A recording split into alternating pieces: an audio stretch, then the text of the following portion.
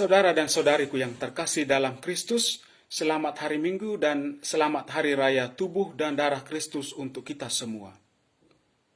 Perayaan tubuh dan darah Kristus tidak pernah terlepas dari Ekaristi. Oleh karena itu, pada kesempatan ini saya mau berbagi refleksi tentang makna Ekaristi di dalam hubungannya dengan etika Kristiani. Saudara dan saudariku, merayakan Ekaristi berarti menghadirkan kembali seluruh hidup Yesus.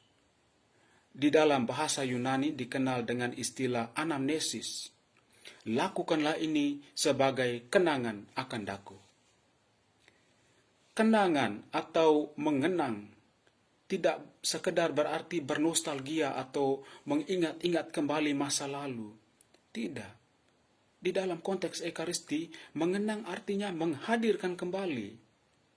Menghayatinya sebagai sebuah memori yang hidup, sebuah kehadiran yang hidup. Jadi Ekaristi adalah sebuah perayaan yang hidup. Oleh karena merupakan sebuah kehadiran yang hidup, maka Ekaristi selalu menjiwai hidup orang-orang Kristiani, bahkan di dalam bertindak dan bertingkah laku. Itulah sebabnya Ekaristi memiliki hubungan yang erat dengan etika Kristiani. Dan hemat saya ada dua model etika Kristiani. Yang pertama, Ekaristi memiliki dimensi komunal, komunitas. Ekaristi membentuk hidup orang Kristiani sebagai sebuah komunitas. Sebagai tindak lanjut dari perkataan, lakukanlah ini sebagai kenangan akan daku, Jemaat Kristen Perdana mulai membentuk komunitas. Mereka berdoa secara bergilir sambil berbagi kepunyaan mereka. Sebagai sebuah komunitas, orang Kristiani tidak sekedar ada bersama, tetapi melibatkan juga hati dan seluruh diri. Setiap orang yang hadir di dalam perayaan Ekaristi adalah saudara dan saudari.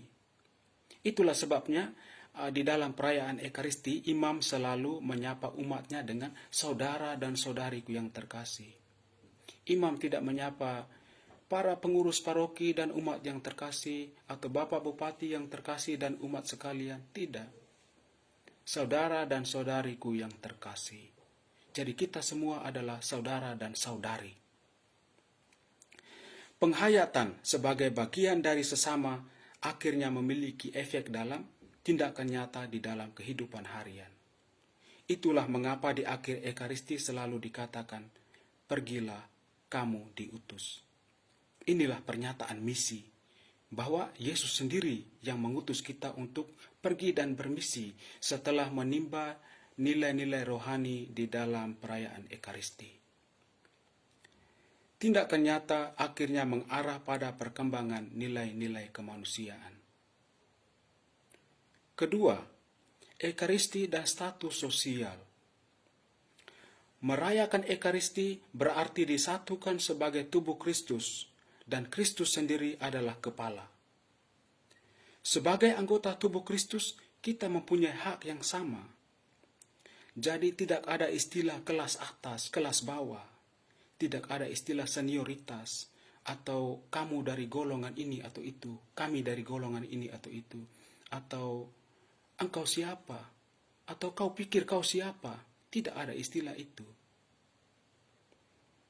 Rasul Paulus menghadapi isu soal persamaan hak di dalam komunitas orang-orang Korintus.